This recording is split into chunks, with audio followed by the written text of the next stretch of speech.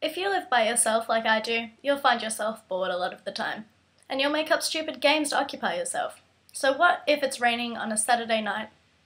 How do you pass the time? Step 1. Add Redskin vodka.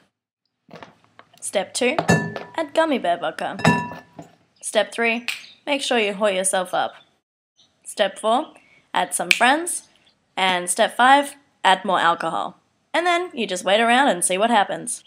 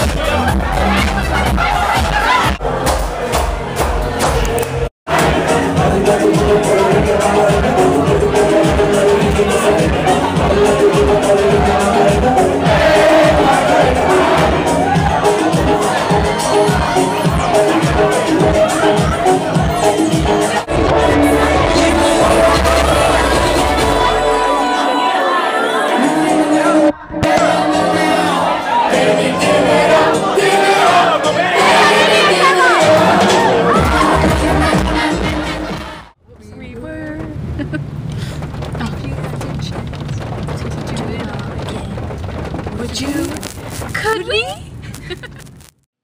And so that is how you combat boredom on a rainy Saturday night. Just for future reference.